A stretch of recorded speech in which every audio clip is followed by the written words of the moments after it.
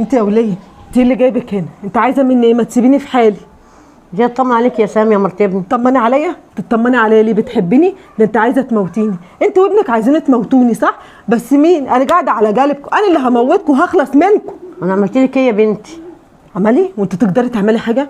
ده انا كنت حدفتك من الشباك، كنت خنقتك، كنت موتك. انت عايزين تموتوني تودوني التراب صح؟ عايزين تموتوني وتودوني التراب؟ انا اللي هموتكم الاول، انا اللي هتغدى بيكم قبل ما انتوا تتعشوا بيا، انا اللي هخلص منكم. ولا اقول لك خليكي، هروح اموت ابنك الاول واحطه في البرميل واجي اخلص منك انت رخره. ليه كده يا سهام يا مرت ابني؟ ليه كده؟ ربنا يهديك يا بنتي. طب خلاص ازيك يا ام؟ طب خلاص علشان انا هموتك انت وامك. هتموتني؟ طب بلاش النهارده، بلاش النهارده، عندي مشوار النهارده، عديها وابقى موتني يوم الجمعه. خلاص انت ابليس امك ابليس، انا لازم اخلص منكم قبل ما انتوا تخلصوا مني. انا ابليس ام ابليس؟ اتنين ابلسه، انت فاهمه غلط، هو ابليس واحد يا ام. خلاص يا سهام، واحد الله يابا، اقدم في ودنك.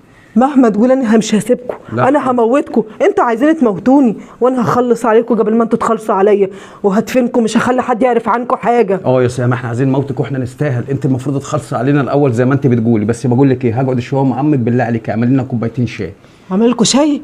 انا لو عملت لكم شاي هحط لكم فيه سم، هموتكم. لا حول ولا قوه الا بالله. خلاص مش طافحين مش شاربين، خش انت ياما جوه وانا هقعد مع عم شويه وابقى جوه انا اعمل الشاي. انا هستناك عشان هموتك. طب امي قاعده يا سهام؟ وبعد ما موتك هطلع لامك هموتها. طب امي هتزهق هتمشي، طب اشوف ام واجي. مهما تقول مش هسيبكم، لازم اموتكم.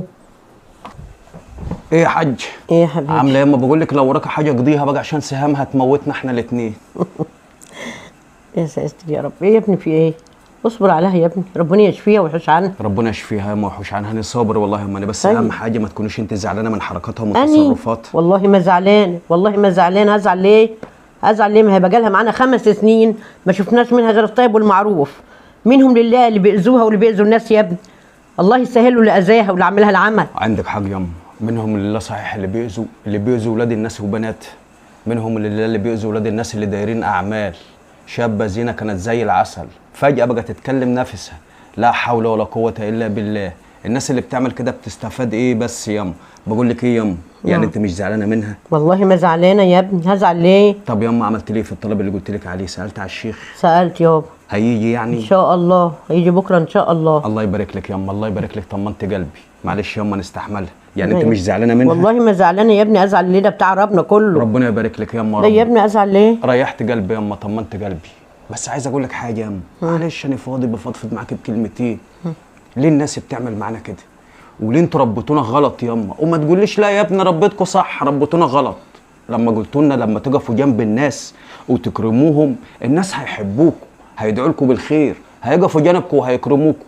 ما شفناش ياما، عملنا الخير مع طوب الارض وفي الاخر بيترد لنا شر. مراتي عايشه معانا بقالها 5 سنين، خدمه الصغير والكبير، زينة العجل. ما كانش في حد في الدنيا زيها، مرة واحدة يتعامل لها عمل يتكلم نفسها. عملت ايه ياما في الناس؟ اللي عمل لها كده قاصد يأذيها هي ولا يأذينا أنا؟ ليه ياما؟ ده نفس الناس دي ياما أول ما بتقع بتلاقي احنا اللي حواليها. ده نفس الناس دي ياما اللي بيعملوا لنا عمليات أول ما بينزنجوا احنا اللي بنمد ايدينا في جيوبنا وبندي. ليه كده؟ اتقوا الله في بنات الناس، براحتكم اعملوا اللي انتوا عايزينه، بس خلي بالكم كما تدين تدان. واللي بيأذي ولاد الناس وبناتها قسما بالله ربنا بيبعت له اللي بيأذي عياله. اتقوا الله في عيال الناس.